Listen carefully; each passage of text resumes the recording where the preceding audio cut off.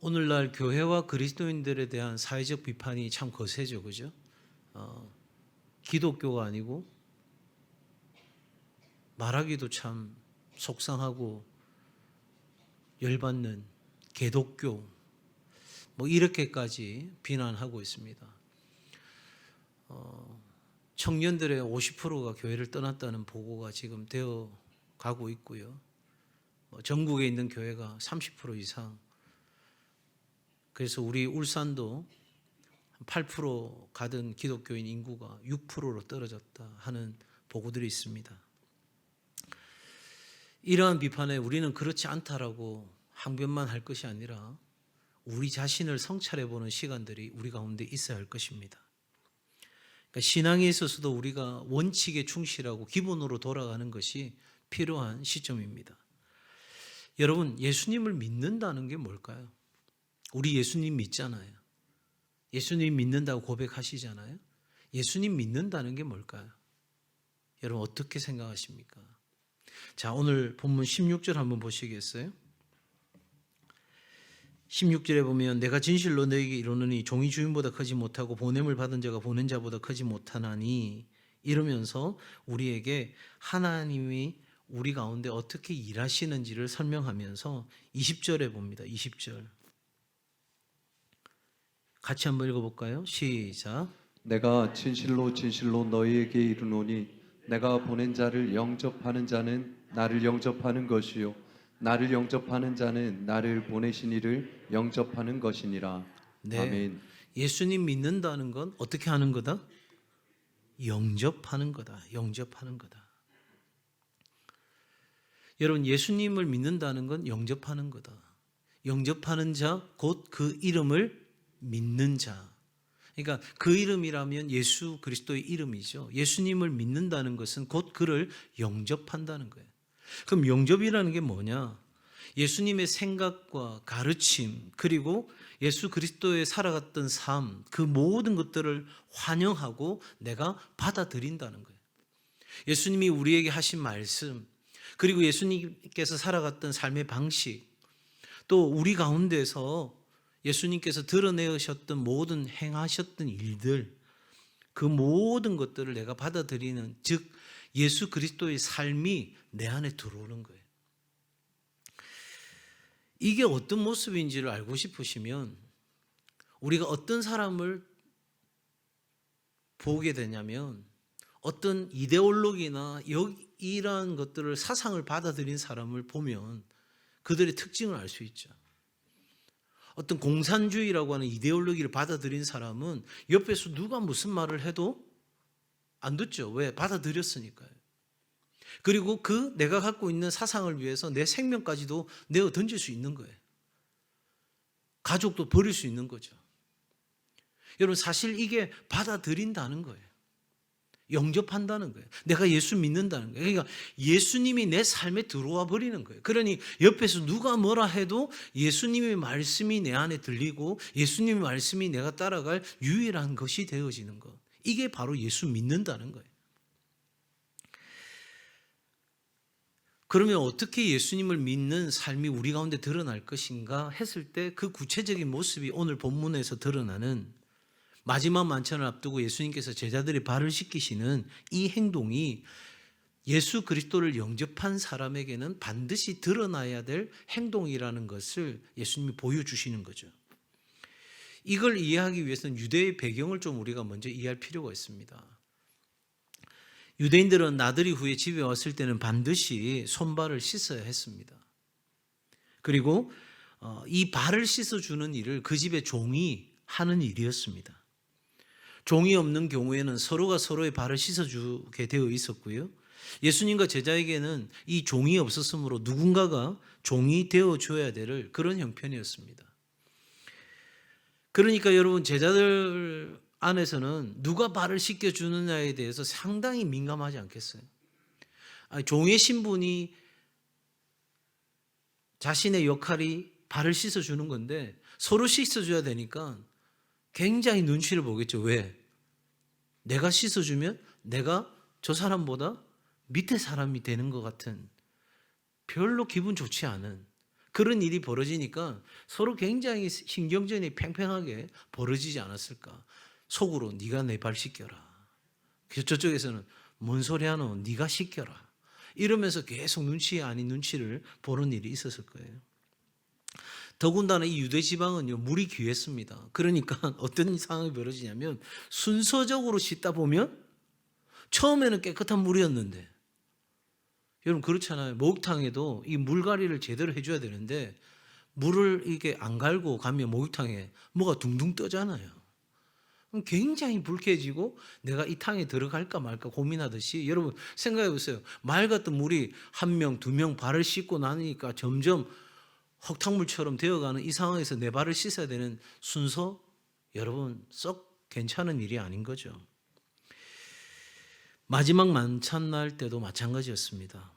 근데 이때 굉장히 자신들의 상식을 깨는 일이 벌어졌습니다. 바로 스승이신 예수님께서 단호하게 행동으로 옮기셨습니다. 제자들의 발을 씻겨주는 것이었어요.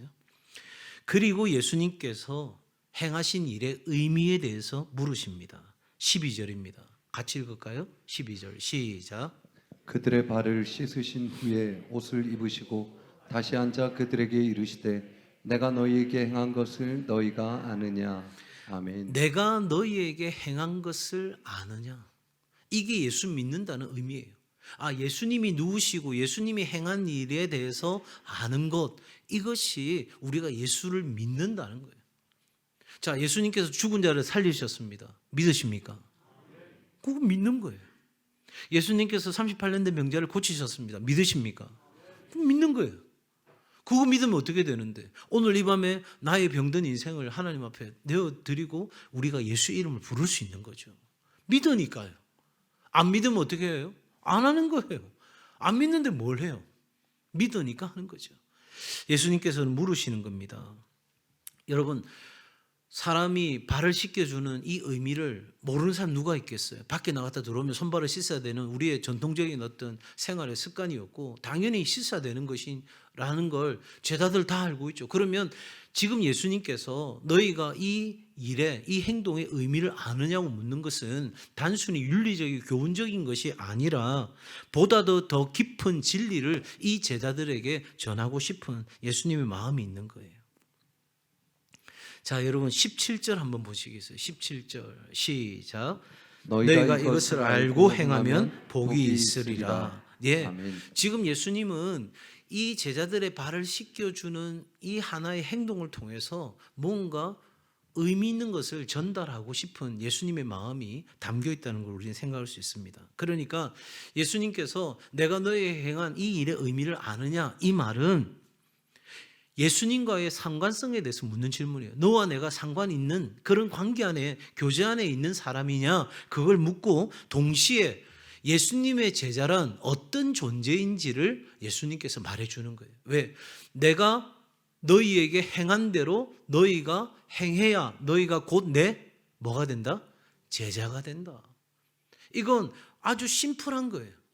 스승은 제자에게 그 가르침을 주고, 그것이 말로 가르치는 것이든 행함으로 가르치는 것이든 어떻게든 가르치고, 제자는 누구를 따라가야 돼요? 스승을 따라가는 거예요. 그러니까 예수님께서 행한 이 행동의 의미를 아느냐, 다시 말하면 너와 내가 관계와 교제 안에 있느냐, 동시에 너희가 내 제자로서의 삶을 제대로 이해하고 있느냐를 묻는 거예요. 여러분, 이 당시 제자들이 율법주의에 빠져 있었다면 여전히 그들은 위선과 체면과 거칠애 이런 것들이 굉장히 중요했겠죠. 그런데 여러분, 제자들은 예수님께서 그들에게 보여주신 이 발을 씻겨주는, 다시 말하면 종의 자리로 내려가는 것이 합당한 삶이라는 것을 말씀하고 있어요. 결론적으로 먼저 말씀드린다면, 내가 섬김의 삶을 살 때 내가 그리스도의 제자라는 것이 증명된다는 거예요. 자, 같은 신앙생활 하는데 내가 왜 목자가 되어야 되고, 내가 왜 남성수 그룹의 리더가 되어야 됩니까? 여러분, 그 섬김의 삶이 내가 예수 그리스도의 제자라는 걸 증명해 낼 수 있는 삶이기에 우리는 기꺼이 그 섬김의 삶을 선택하는 거예요. 나와 주님의 관계가 스승과 제자의 관계라면 이 섬김의 삶은 우리에게 있어서 매우 자연스러운 삶이 되는 거예요. 억지로 마지못해서 정말 힘들어하면서 이게 아니고 그냥 내가 스승을 따라가는, 좋아하니까. 여러분 생각해 보세요. 좋아하고 사랑하는 사람이면 그 사람이 있는 곳에 함께 하고 싶어요? 함께 하기 싫어요?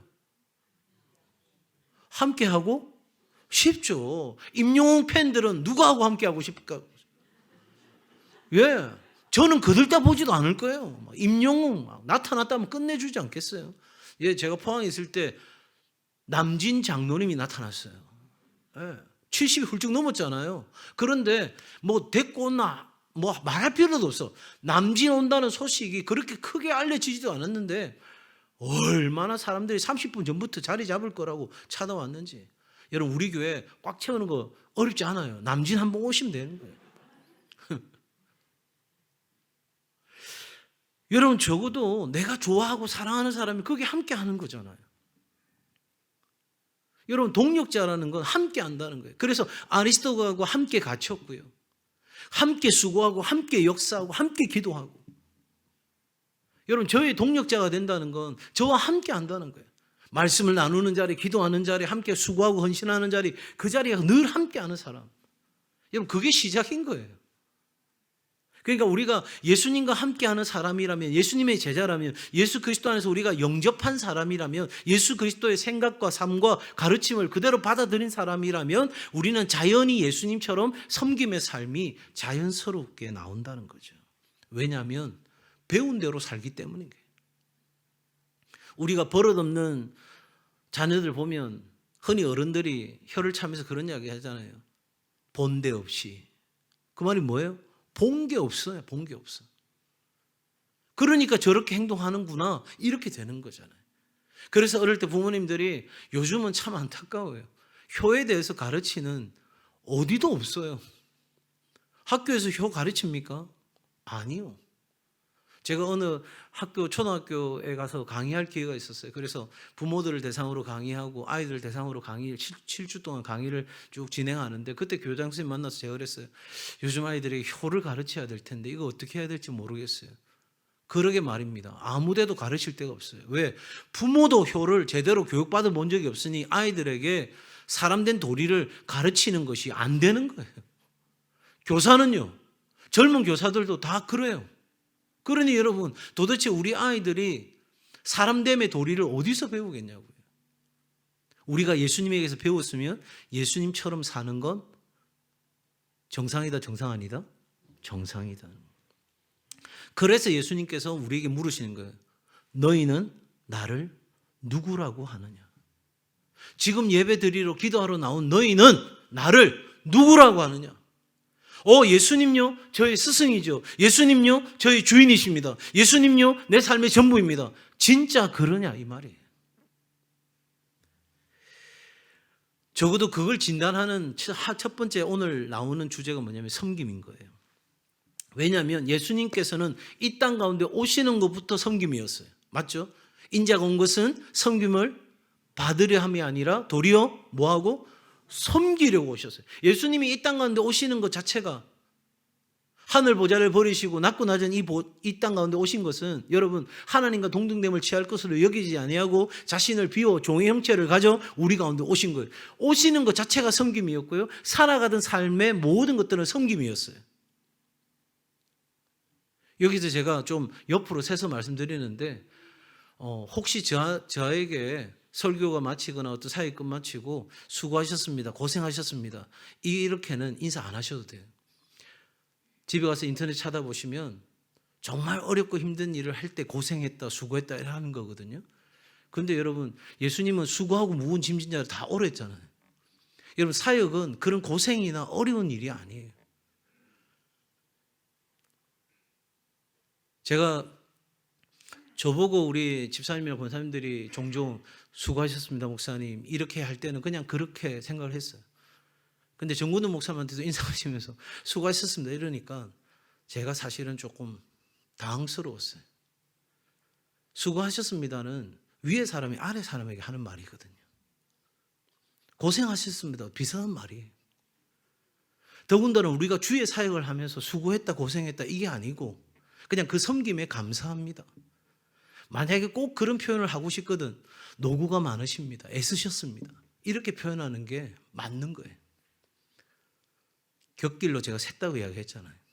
그러니까 앞으로는 우리가 누군가가 누구에게 고마움을 표현한다면 그것도 내가 어떤 말을 하는 것이 상대방에게 더 합당한 말인지도 생각해 보는 것도 필요할 겁니다. 어쨌든 예수님은 이 땅 가운데 오셔서 우리에게 보여주신 삶 자체가 섬김이었어요. 그리고 예수님이 십자가에 달려 죽으시는 것도 뭐였어요? 섬김이었어요.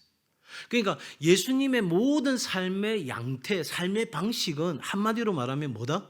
섬깁니다. 마가복음 10장 45절 인자가 온 것은 섬김을 받으려 함이라 도리어 섬기라고 많은 사람의 대속물로 주려 함이니라. 여러분 철저하게 섬김으로 우리 가운데 오셨다는 거죠.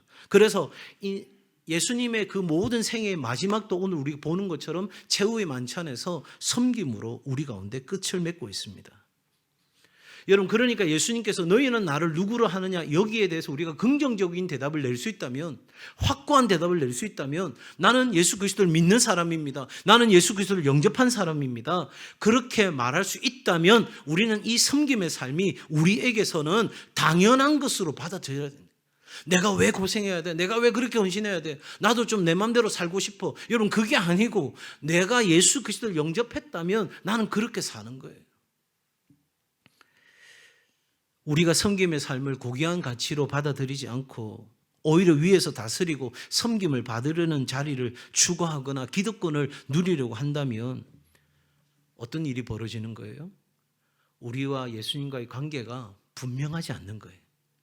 분명하면 어떻게 산다? 뭐 하며 산다? 섬기며 산다. 그런데 이 관계가 분명하지 않으면 어떻게 산다? 섬김을 받으려고 하고 자기를 주장하려고 하고 나를 내세우려고 하는 그런 삶을 살게 되는 거예요.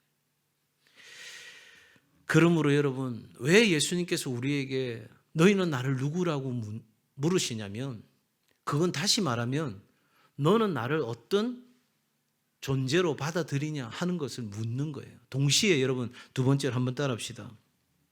섬김을 알고 행하면 복이 있습니다. 여러분 방금 제가 읽었던 16절 말씀에 보면 너희에게 이르노니 종이 주인보다 크지 못하고 보냄을 받은 자가 보낸 자보다 크지 못한다.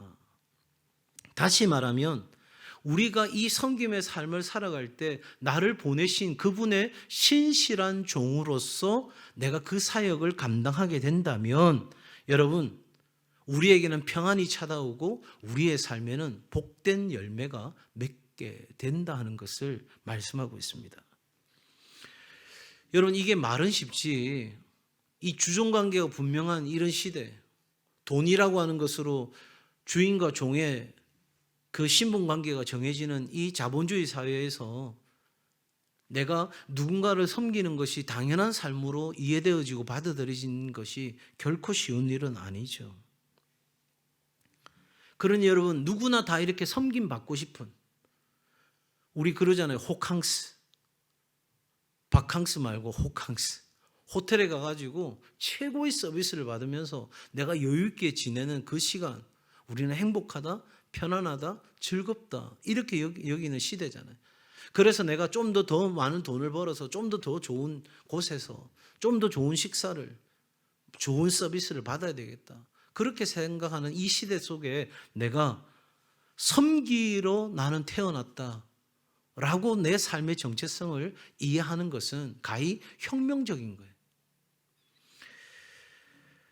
여러분 섬김의 삶이 내 삶의 존재 자체가 된다면 그게 그 자체가 내게 복이 되는 거예요. 왜냐하면 내 삶의 이유를 아는 거죠. 나는 도대체 내가 왜 살아야 되는지 모르겠어. 내가 왜 존재하는 거야. 그런데 여러분 성경은 우리에게 명확하게 말하는 거예요. 너 왜 존재하냐고? 섬기려고. 그러니까 우리가 내 삶의 존재 목적을 알면 이제 그 다음 반은 이미 왔잖아요. 이제는 그 목적대로 살아가면 되는 거죠. 그러므로 우리가 누군가로부터 자꾸만 섬김을 받고 싶어 하게 되면 우리 주위의 사람들은 사라져가고 우리의 삶은 곤고하고 힘들어지는 거예요. 왜? 그런 사람 없거든요. 그런 의미에서 저는 목사로서 여러분에게 얼마나 고마운 줄 몰라요. 진짜 고마워요. 왜냐고요? 여러분 밖에 나가서 사람들 세워놓고 한 3, 40분 말해보세요. 듣고 있는가? 다 가지. 근데 여러분 제 이야기 잘하든 못하든 열심히 귀 기울여 듣고 계시잖아요. 얼마나 귀하고 고맙고 감사한지 몰라요. 여러분 적어도 우리가 오늘 이 땅에 존재하는 것, 그것은 섬김을 위해 존재하고 하나님은 그것을 통해서 우리가 하나님의 복을 받을 수 있는 존재로 부르셨다는 사실을 잊지 않기를 주의 이름으로 축복합니다. 마지막으로 여러분, 예수님이 가르쳐 주신 이 섬김은 선택적이다는 거예요. 섬김의 삶이 매우 소중하다는 건 지금 제가 말씀드려서 너무 잘 아실 거예요. 그런데 누구나 이 섬김의 삶으로 나를 부르셨어요. 이 섬김의 삶이 내 존재 목적이에요. 그렇게 말씀하고 있지만, 그리고 그 섬김의 삶을 통해서 우리는 복을 받는 삶을 살아요 라고 우리에게 예수님께서 친절하게 가르쳐 주시지만 18절이에요. 같이 읽습니다. 18절 시작. 내가 너희 모두를 가리켜 말하는 것이 아니니라. 나는 내가 택한 자들이 누구인지 알미라. 그러나 내 떡을 먹는 자가 내게 발꿈치를 들었다 한 성경을 응하게 하려는 것이니라. 아멘. 여러분, 이 말씀을 예수님이 하시지만, 여러분 예수님의 이 말씀을 듣고 하나님 앞에 전적으로 나아가는 사람이 있는가 하면 여전히 깨닫지 못하고 알지 못하고 섬김의 삶이 아니라 섬김을 받으려 하는 삶에 머물려고 하는 사람들이 너무 많은 거죠. 여러분, 예수님의 이 말씀은 그렇게 해야 한다고 생각하는 것과 그렇게 할 수 있다는 것은 별개의 문제인 거예요. 여러분, 누가 이렇게 살아갈 수 있냐면 내가 많이 받았다고 생각하고 느끼고 고백하는 사람이 기꺼이 섬김의 삶을 사는 거예요.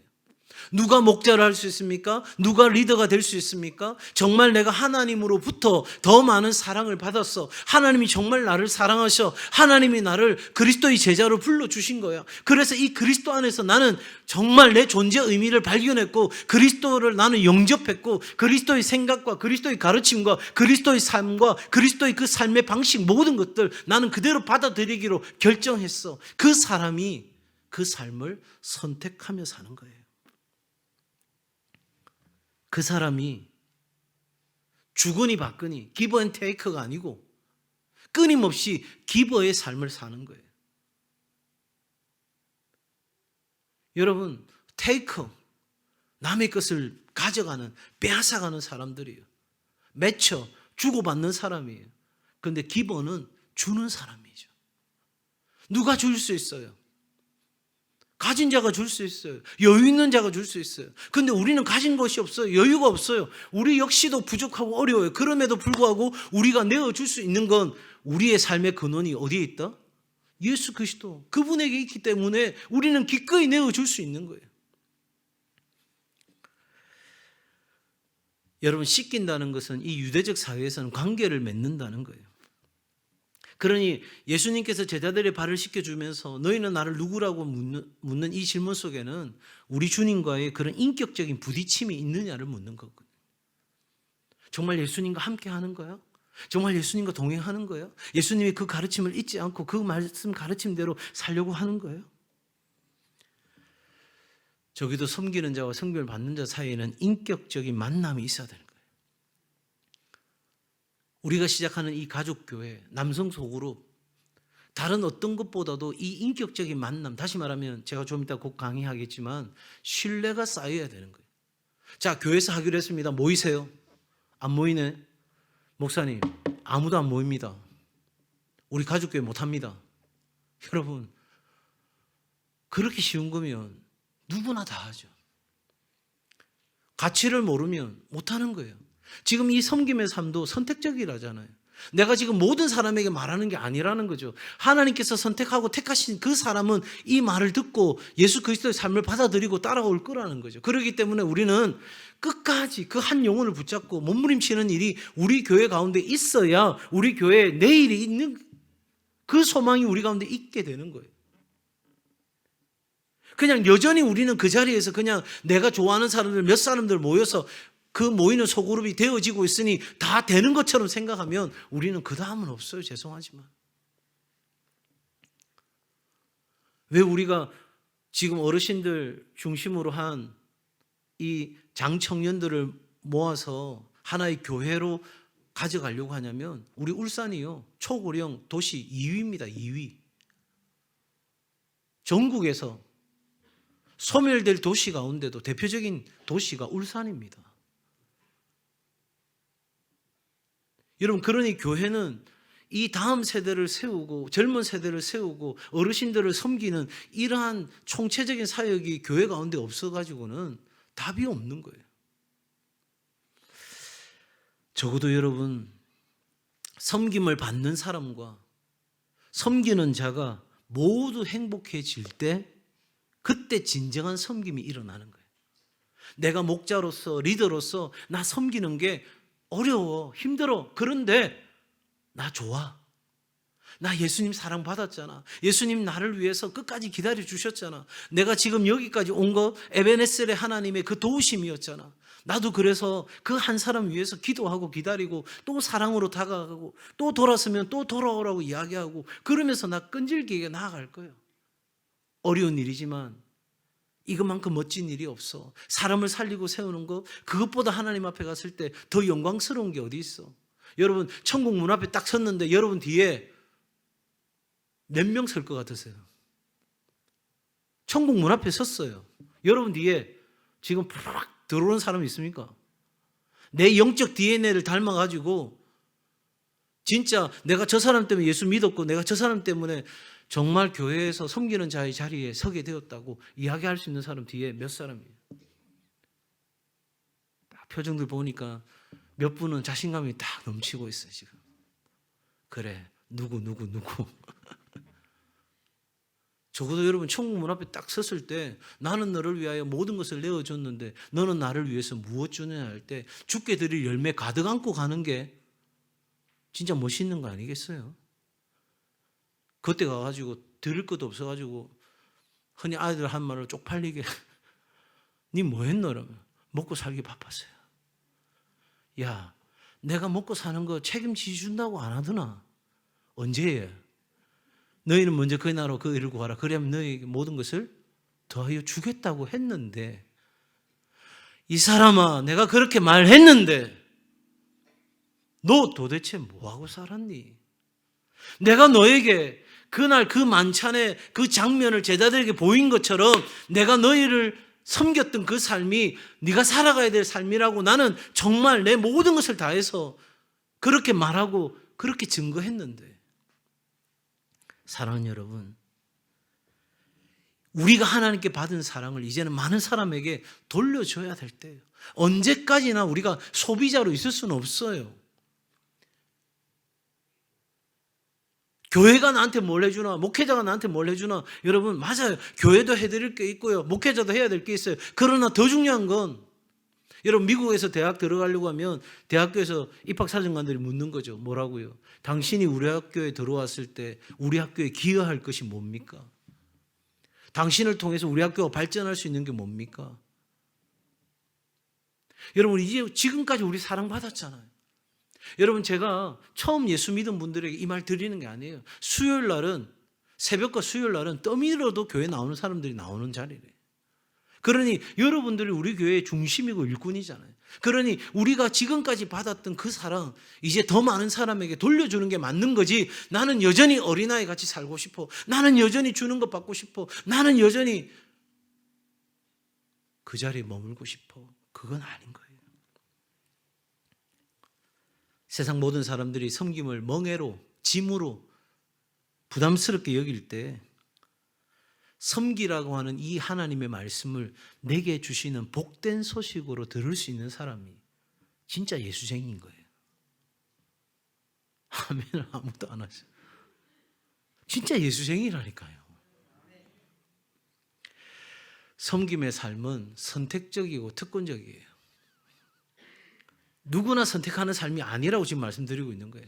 하나님께 은혜를 받은 사람, 하나님의 그 역사하심을 기대하는 사람, 하나님께서 내 기도에 응답하신다는 틀림없는 믿음과 확신으로 나아가는 사람, 그래서 여러분 바로 은혜를 베푼 그 하나님과 인격적인 만남이 있는 사람이야만이 누릴 수 있는 특권인 거예요. 이 특권 누리는 은혜가 있길 바랍니다. 저는 적어도 이번에 우리 교회에서 임명하는 목자, 남성 소그룹의 리더 정도들은 대부분 저는 확신컨대 이 하나님으로부터 은혜를 받고 그 은혜를 갚을 삶을 살고자 하는 사람들이라고 확신했기 때문에 임명한 거예요. 제가 잘못 판단한 거면 제 목회는 거꾸로 가겠죠. 제가 3년 가까이 이제 목회하면서 우리 성도들을 충분히 봐왔고 이해했기 때문에 그분들이라면, 이분들이라면 기꺼이 예수 그리스도께서 우리에게 보여주신 이 인격적인 관계 안에서의 삶을 선택할 수 있는 사람일 거다. 우리가 몸담고 있는 모든 것이 은혜로 주어진 공간이고 공동체입니다. 그러니 여러분, 가정이든 일터든 하나님의 교회든 모든 곳이, 한번 따라합시다, 내가 받은 은혜를 갚아야 할 자리입니다. 네, 그 결과로 드러나는 것이 섬김이에요. 그러니까 자연스러운 행복의 순간을 우리는 사는 거죠. 요한복음 13장은 예수님께서 이제 아버지께로 돌아갈 때가 되었다는 말로 시작합니다. 그러면서 섬김의 말씀을 우리 가운데 주고 계세요. 왜냐하면 아주 평범해 보이는 이 섬김의 삶, 이것이야말로 우리 인간에게 있어서 어쩌면 보잘것없는 섬김이지만 그러나 하나님의 관점에서 보면 너무나 소중하다는 사실을 우리 가운데 일깨워주고 있습니다. 삶이 괴롭고 힘들 때 오히려 하나님께로 더 가까이 갈 수 있는 좋은 기회죠. 그죠? 우리에게 시련이 찾아왔을 때 하나님 앞에 엎드리는 것 말고는 할 것이 없을 때 우리는 하나님께로 더 가까이 가는 것처럼 말입니다. 여러분, 분명한 결론 하나는 예수님이 가르쳐 준 대로 살면 우리에게는 복이 됩니다. 우리에게 행복이 찾아옵니다. 행복하고 싶으십니까? 그러면 섬김의 삶을 선택하십시오.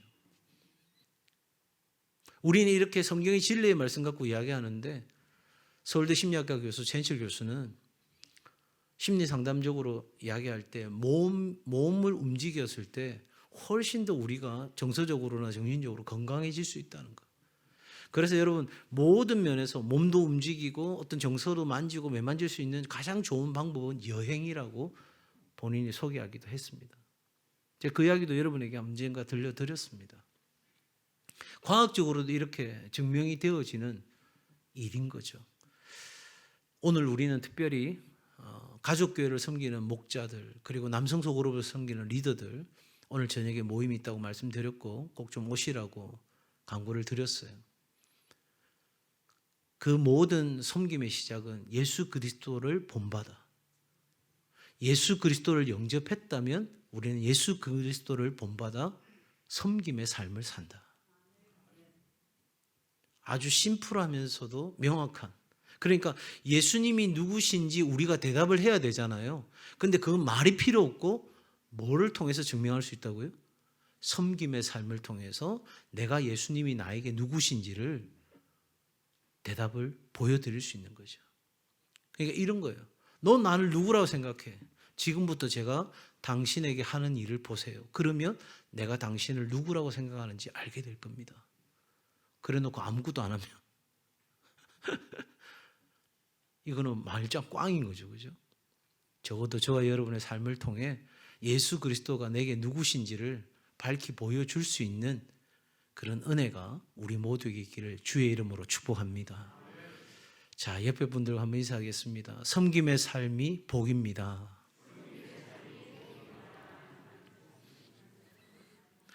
한 번 더 하겠습니다. 내가 당신을 섬기겠습니다.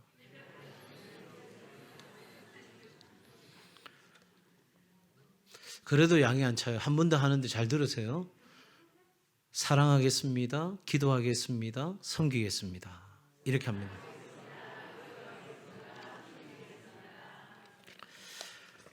네, 바로 이어서 우리 여성가족교회 남성소그룹 목자 리더 실천 상황에 대해서 여러분과 좀 나누고 기도회를 이어가려고 합니다. 우리 교육자들 유인물 빨리 좀 나눠주시면 좋겠습니다. 나는 목자가 아닌데 리더가 아닌데 괜찮습니다. 전체 교인들에게 다 나눠줄 내용입니다. 그래서 많은 분들이 알면 알수록 우리가 어떻게 이 일들이 진행되는지 알 수 있으니까 여러분 좀 귀담아 들어주시면 좋겠습니다.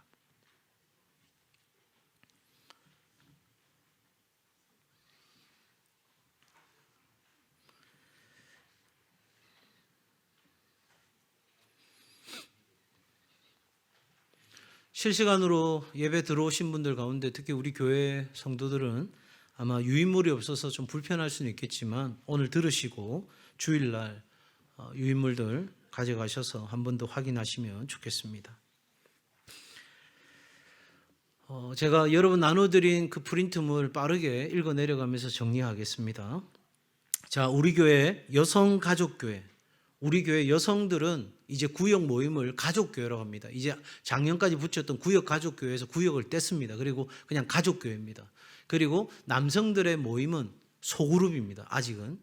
자, 그래서 여성가족교회, 남성소그룹 이렇게 보시면 되겠습니다. 두세 사람이 내 이름을 모이는 곳에는 나도 그들 중에 있느니라. 이 성경의 말씀에 입각하여 우리가 2명, 3명만 되어도 한 소그룹을, 한 가족교회를 만드는 생각을 하게 되었습니다. 두 번째, 가족교회 및 소그룹은 교회의 무슨 단위? 가장 기본적인 단위. 사람의 몸을 이루는 게 세포조직이잖아요. 그래서 셀이라고 말하는데 우리는 셀이라는 말 쓰지 않습니다. 그냥 가족교회라고 이야기합니다. 그래서 소그룹으로 모여 함께 뭐하고? 기도하고 함께 예배하고 함께 영혼 구원에 힘쓰는 공동체입니다. 우리는 주일 예배를 통하여 온 교회 공동체가 함께 예배드리며 하나님의 은혜를 경험하지만 이와 동시에 소그룹 안에서의 깊은 나눔을 통해 하나님의 은혜를 경험하는 공동체가 가족교회 소그룹 공동체입니다. 여러분, 우리는 그냥 주일 예배만 드리면 됐지, 그러면 내 신앙생활 충분한데 뭐, 이렇게 우리가 생각할 수도 있겠지만 여러분, 절대 그렇지 않습니다. 그랬다면 여러분, 초대교회 때 그렇게 모이기에 힘쓰는 일들이 일어나지 않았을 거고요. 사단은 우리가 모이는 것들을 어떻게 패하려고 공격해 들어오지도 않았을 것입니다. 우리에게는 전체가 모이는 대그룹이 필요하고 아주 작은 단위, 기본 단위로 모이는 두세 사람이 우리 하나님의 이름으로 모이는 그 소그룹이 우리 가운데 건강하게 마치 양날개처럼, 비행기의 양날개처럼 존재할 때 우리 교회는 하나님의 뜻 가운데 비상할 수 있는 거죠. 자, 그러면 가족교회 및 소그룹의 역할이 뭐냐? 왜 우리 이렇게 모이게 되는 거예요? 여러분, 적어도 우리 목자와 리더들은 왜 우리가 이렇게 모이는지에 대한 설명을 해줄 필요가 있겠죠. 첫째는 위로입니다. 위로는 하나님을 경험함으로 그의 능력에 접속됩니다. 우리가 예배와 기도를 통해서 하나님의 능력에 접촉되는 거예요. 하나님의 임재, 우리 두세 사람이 내 이름을 모이는 곳에 나도 그들 중에 하나라고 했으니까 우리가 그런 임재 가운데 하나님의 능력을 공급받는 거죠. 그래서 가족교회 소그룹을 통해 하나님의 사랑과 은혜를 더 풍성히 경험할 수 있습니다.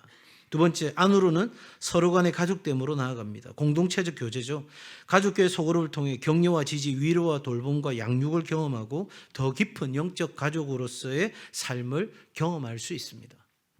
그러니까 우리가, 여러분, 나는 그냥 주일만 올 거야. 여러분, 주일만 오는데 옆에 사람 이름이라도 아십니까?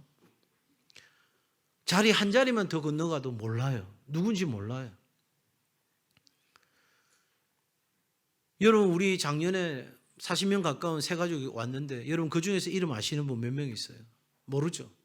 여러분, 모든 사람을 우리가 다 알 수는 없어요. 그러나 적어도 내가 더 깊은 인격적 관계를 위해서는 이런 만남이 필요하다는 거죠. 세 번째, 밖으로입니다. 잃어버린 영혼을 찾기 위해 함께 나아갑니다.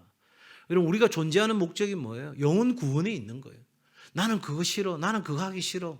여러분, 그건 방금 말씀드렸잖아요. 나 섬기는 삶 싫어. 나는 섬김 받고 싶어. 그건 무슨 말이에요? 나 예수님과 관계없어. 그 말하고 똑같은 거예요.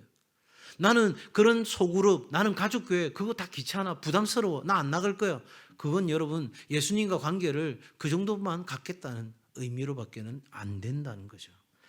앞으로는 새로운 리더를 세워서 가족교회 및 소그룹을 번식시켜 나갑니다. 여러분, 지금 지난주에 나눠드린 그 유인물 보시면 예비 목자라는 다 비워놨어요.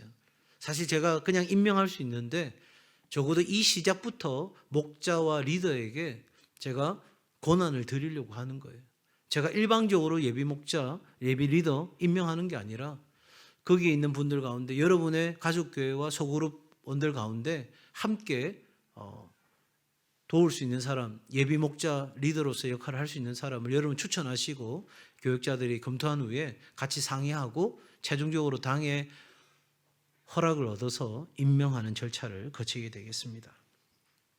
자, 그러면 우리 교회 가족교회 및 소그룹의 역할과 구조가 있어요. 가족교회와 소그룹은 연령, 지역, 관심, 신앙 정도 등을 중심으로 편성되었습니다.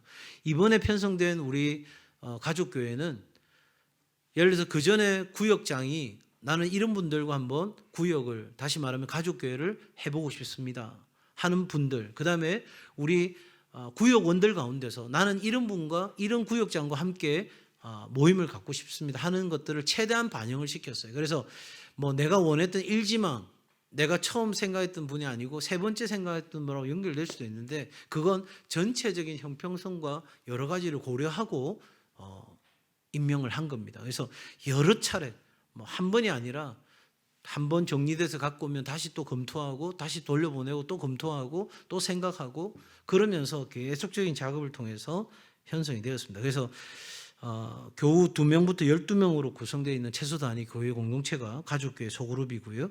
그 다음 남성교회 및 여전도의 역할이 있습니다. 우리 교회는 이 중그룹의 역할을 그런 소그룹들을 모아놓은 몇 개의 소그룹을 모아놓은 어떤 그 그룹에서 주장하는 것이 아니고 여러분 남성교회와 여전도의 그 역할을 하게 하는데 한번 같이 읽어볼까요? 비슷한 시작.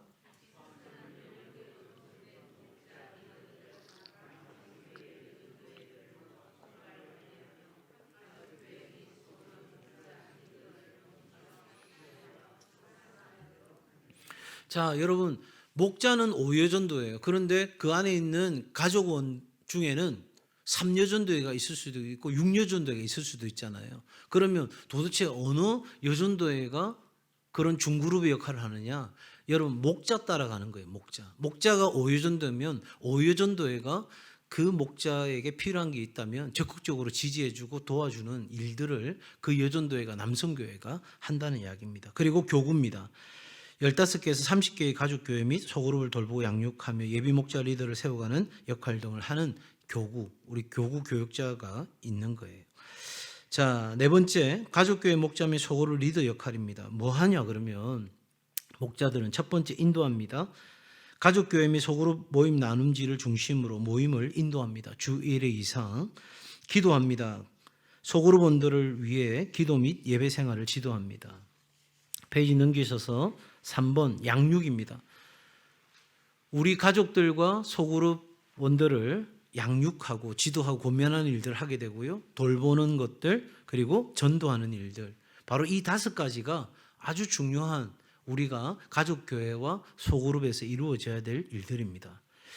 자, 이번 주 지금 벌써 이미 지난주에 여러분 가족교회 명단을 다 나누어 드렸습니다. 그래서 벌써 연락을 다 취하고 언제 만나자 약속을 한 부지런한 가족교회 멤버들도 있고 또 이제 좀 여유 있게 출발하겠다는 분도 계실 텐데 금주 안에 반드시 해야 될 내용이 1번부터 6번까지 있습니다.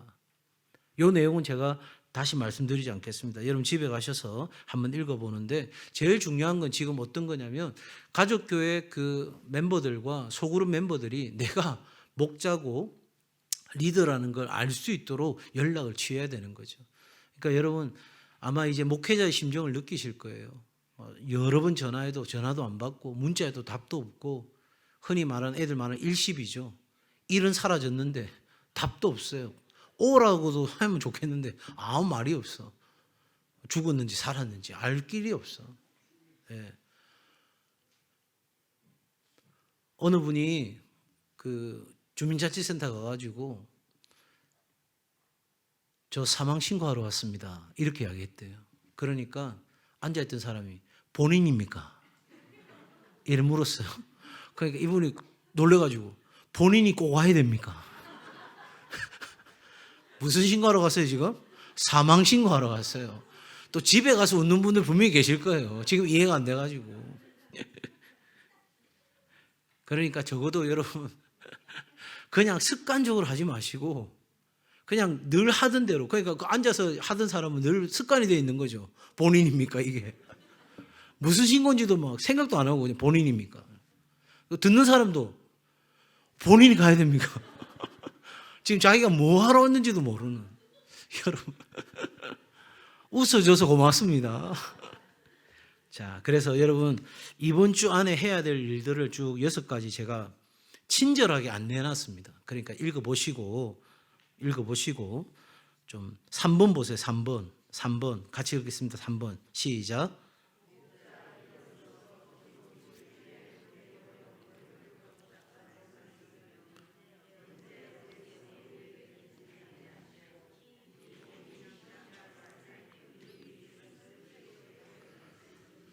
이 글의 포인트는 어디 있냐면 지혜롭게. 본인이십니까? 본인이 와야 됩니까? 이렇게 안 되도록 좀 융통성을 발휘해서 지혜롭게 꼭 해주시길 바라고요. 자, 밑에 5번으로 갑니다. 남성교회 임원 및 여전대 임원입니다. 또 제가 우리 남성교회 같은 경우에는 바나바를 좀 세워주세요 이렇게 말씀드렸어요. 왜냐하니까 우리 여성가족교회 목자들은 이미 우리가 구역에서 새로운 가족들을 케어하는 훈련들이 많이 되어 있는데 남성교회는 이제 이런 어떤 훈련들이 아직 많이 되어 있지 않아서 좀 어려울 수 있어서 그래도 한 몇 주는 우리 교회도 소개해주고 또 우리 교회 누구 이분이 장로님이다 이분이 누구다 소개도 좀 해주고 우리 교회 화장실은 여기다 예, 정말 급할 때는 발달센터 저기 가면 또 화장실 하나 있다. 뭐 이런 친절한 것까지 안내해 줄 수 있는 그런 분들이 필요하다는 이야기고요. 그래서 임원들의 역할은요. 목자 리더들을 돌아보고 사역에 필요한 부분들을 지원해 주는 역할을 합니다. 또 소속된 목자 리더들과 함께 돌봄에 대한 책임을 나누어집니다. 그러니까 그 여전도에 남성교회에 속해 있는데 그 목자가 케어하기가 조금 어려운데 내가 그 사람하고 더 가깝다. 그러면 도와주는 거죠. 자, 뒤에 넘기시면 소속된 목자 리더들의 어려움이 있는 경우에 담당 목사에게 전달합니다. 여러분의 그 남성교회 여전도의 지도 목사님 있죠? 그분께 말씀을 드리시면 알아서 교구까지 전달이 됩니다. 그래서 여러분 보세요. 교구 목사님과 남성교회 여전도의 담당 목사님이 다를 수가 있어요. 괜찮아요. 그럼 마지막 모든 것의 최종적인 어떤 결정은 누가 하냐면 교구를 담당하는 목사님이 결정하는 거예요.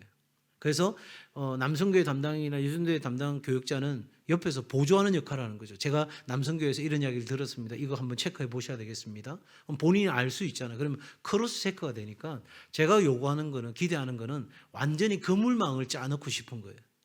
그래서 한 사람이 들어오면 그 가족교회에서 남성 소그룹에서 그리고 남성교회와 여전도에서 그리고 교육자들이 이러면서 크로스 체크가 되어가지고 정말 긴밀하게 사람을 세우는 일들을 하고자 합니다. 특별히 여러분 남성교회 여전도회가 어떤 행사를 계획하게 될 때 그 소그룹을 또 그리고 가족교회를 먼저 좀 우선적으로 생각해 주시면 좋겠어요. 저도 지금 제가 치유와 회복, 희망을 넘어 영광의 삶의 원리 10가지 지금 주제를 하잖아요. 이거 사실은 제가 제일 처음에 생각은 주일날 성경 공부를 해야 되겠다 생각을 했어요. 그런데 제가 최종적으로 리딩 지저스와 함께하는 성경 읽기 그래서 45주 동안 이 프로그램을 진행하겠다 생각하는 순간 주일에 모임을 하기가 쉽지 않겠구나 생각하고 제가 새벽으로 돌린 겁니다.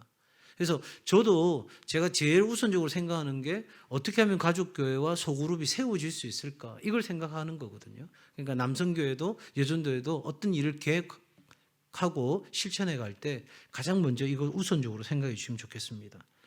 자, 가족교회 목자 및 소그룹 세부 사역 지침입니다. 가족교회 및 소그룹 원은 본인 의사대로 가족교회와 소그룹을 옮길 수 없습니다. 나 받았는데 너무 부담스럽고 싫어. 목사 옮겨주세요. 안 하면 교회 안 나와요. 이런 일로 협박하지 않기를 부탁드립니다.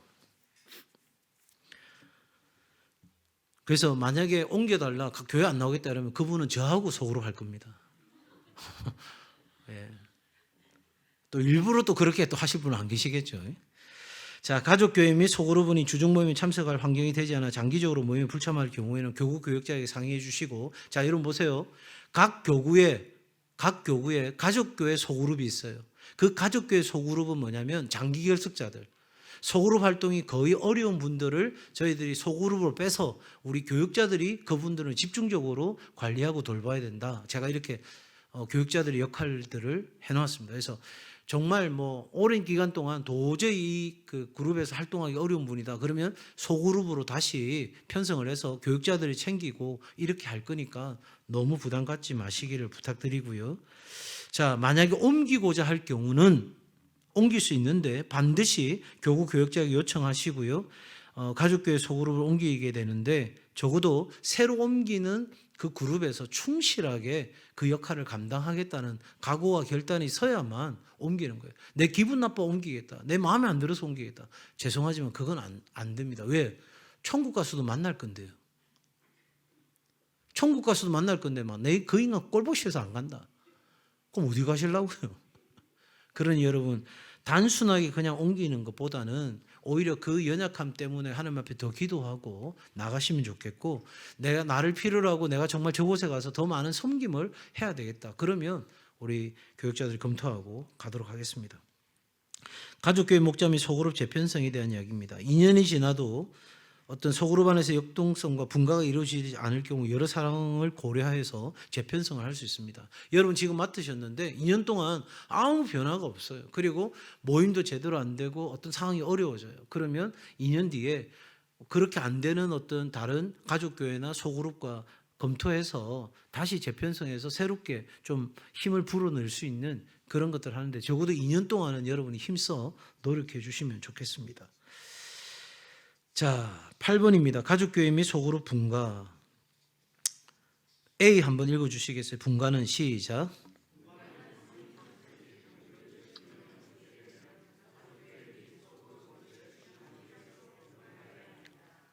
네.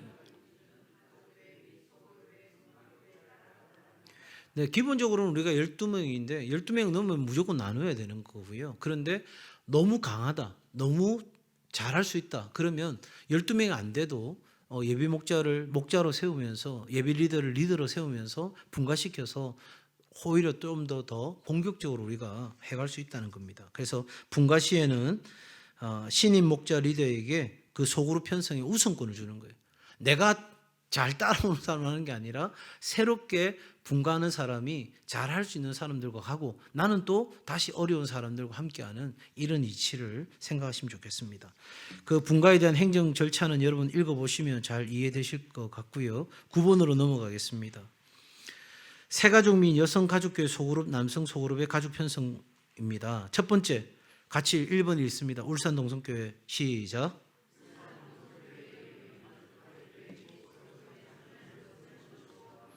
네, 원칙입니다. 뭐 소그룹에 들어가든지 아니면 가족교회에 들어가든지 거기에서 예외는 아무도 없습니다. 나는 가족교회 활동하기는 너무 어려운 형편입니다. 오케이, 그러면 소그룹을 일단 들어가세요. 그래서 목회자들의 돌봄을 받으시면 됩니다. 그러다가 여러분 자신이나 또 다른 목자의 요청이 있어서 얼마든지 가족교회로 가실 수 있는 거죠.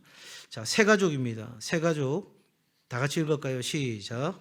주일 새가족으로 등록교인으로 새가족부 담당 교육자와 교구 담당 교육자의 협의 후 가족교회 및 소그룹에 반드시 소속되고 새가족 담당 교육자와 목자 리더 바나바를 통해 교회 안내와 소정의 교육 과정을 받을 수 있도록 합니다. 네, 예를 들어서 우리 그 가족교회 안에서 기본적인 양육이 이루어질 수 있겠습니다. 그러면 거기서 양육을 해갈 수 있도록 하고요. 그게 안 된다. 그러면 새가족 담당하는 우리 최경수 전사님이 여성들 같으면은 충분히 계속해서 양육을 할 수 있겠습니다. 그리고 우리 남성들은 목사님들이 또 양육할 수 있고요.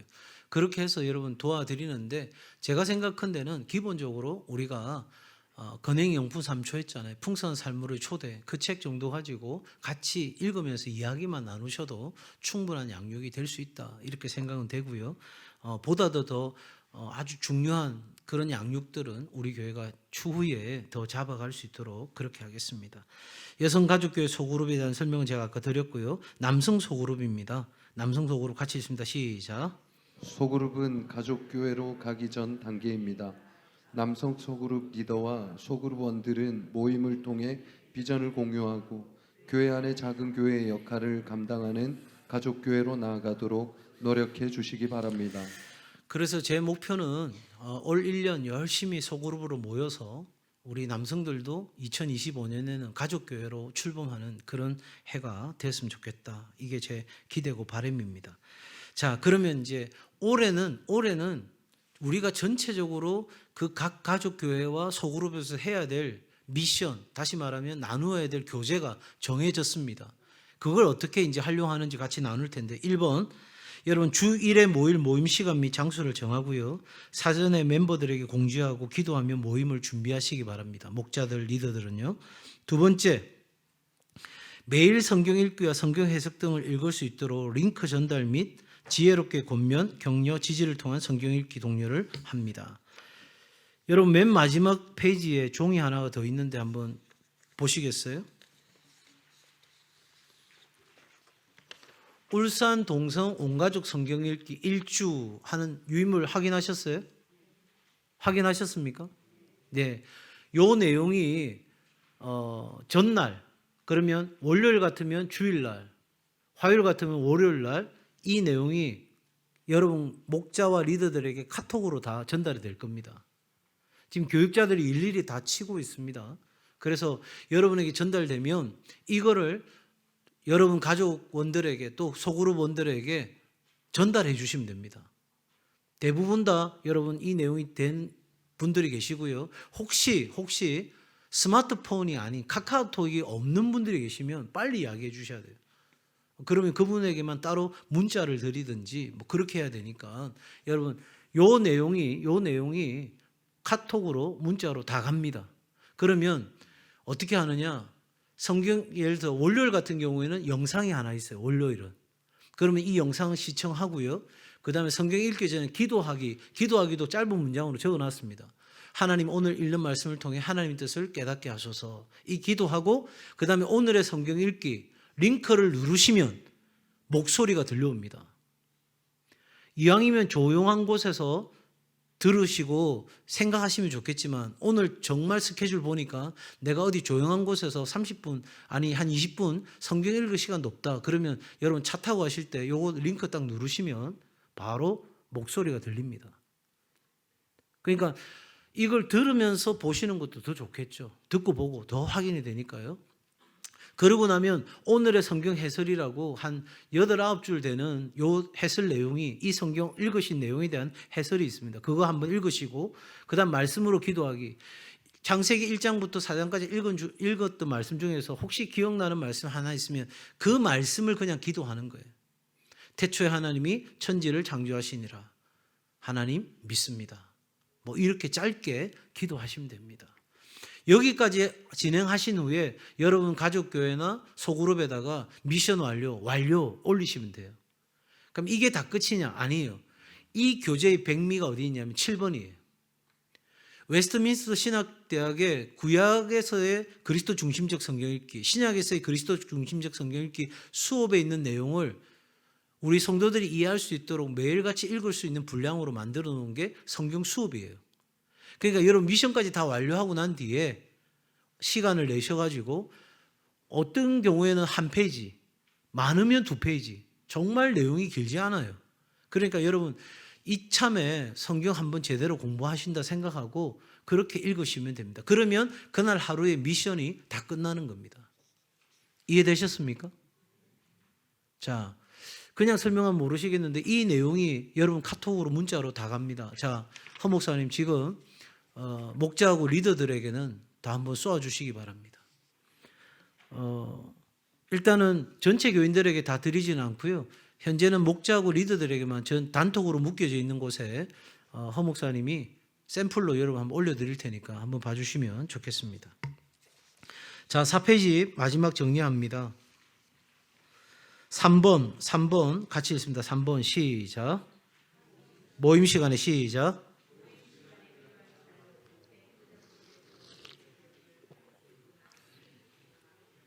자, 여러분 3번 못 찾으셨어요?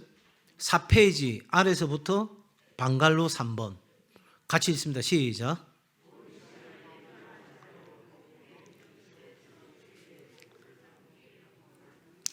제가 보니까 전체 책을 구입하신 분이 한 60권 정도 되는 것 같아요.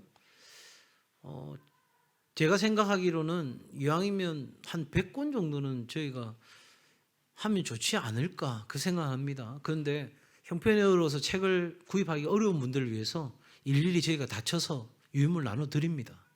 그러니까 나는 도저히 책을 살 형편이 안 된다. 그러면 유인물만 보셔도 다 됩니다. 그러니까 여러분 목자하고 리더는 주일에 오셔가지고 그 주에 읽을 성경 수업에 대한 내용이거든요. 그걸 주일에 다 나눠드리시면 좋겠고, 만약에 도저히 내가 우리 가족 교회 멤버들이나 소그룹 멤버들 만날 수 있는 탐이 안 된다 그러면 꼭 목회행정실에 와서 받아가시라고 이야기해 주시면 좋겠습니다. 이해되셨죠? 그러니까 주일에 하여튼 교회에 와서 자료는 가져가야 된다. 그래서 자료를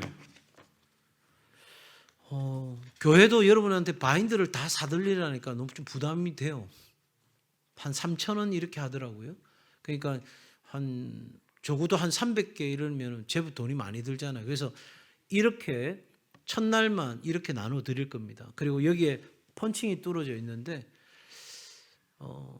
부담되지 않으신다면 목자하고 리더들이 여러분의 가족들과 소그룹 멤버들을 위한 바인드를 30짜리 바인드를 사서 선물로 드리시고 이 구멍 뚫어서 나가는 유인물을 계속 차곡차곡 쌓게 되면 여러분 다 자료를 모을 수 있으니까 우리 목자들과 리더들이 조금 먼저 섬김의 삶을 본을 좀 보여주시면 좋지 않겠나 싶습니다.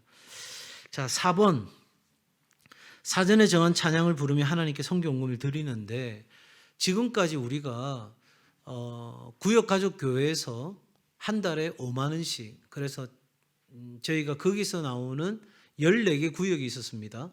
그래서 대략 한 70만 원 정도의 성경금을 우리 파송 선교사님 지원을 했습니다. 근데 지금 가족교회 모임이 어떻게 가능할지 모르겠어요. 우리 개인적으로 성경금 작정한 것도 계시고 또 여전도회나 남성교회에서 하는 것도 계실 거고 또 그리고 우리 가족교회에서 소그룹에서 하실 것도 있으신데 제가 그래도 여러분에게 이건 선한 일이고 부담 드릴 수도 있겠다는 생각이 되어서 여러분에게 말씀드립니다. 가족교회에서도 뭐 적게는 1만 원부터 제가 생각한 데는 한 가족교회당 3만 원만 한 달에 성경금 드릴 수 있으면 우리 기존에 해오던 선교 후원 그대로 할 수 있지 않을까 그런 생각은 듭니다.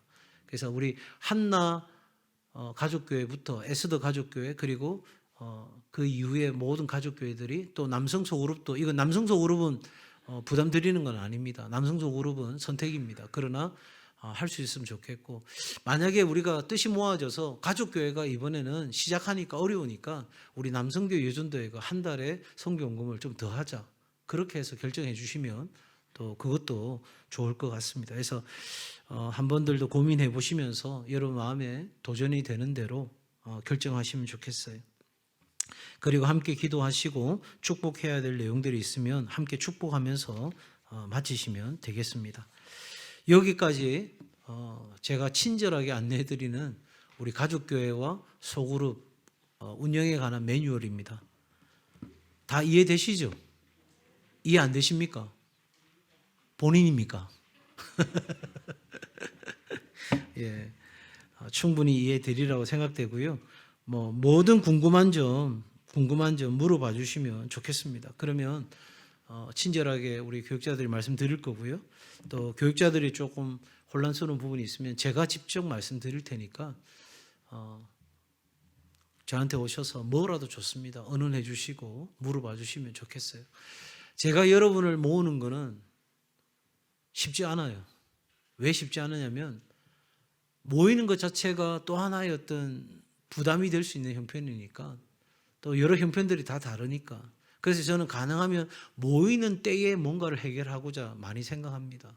그래서 여러분들이 뭐 전화로 물으시든 찾아오시든 그렇게 얼마든지 오셔서 물으시고 같이 고민하고 제가 여러분 가족교회 여러분한테 맡겨놓고 당신 알아서 잘해보시오 이 얘기 아니고 끊임없이 제가 살피고 또 우리 교육자들한테 도와드리고 코치하라고 제가 말씀드리고 있고요. 그렇게 해갈 거니까 여러분 그렇게 함께 세워갔으면 좋겠습니다. 자, 우리 옆에 분들과 한번 인사할까요? 우리 함께 세워갑시다.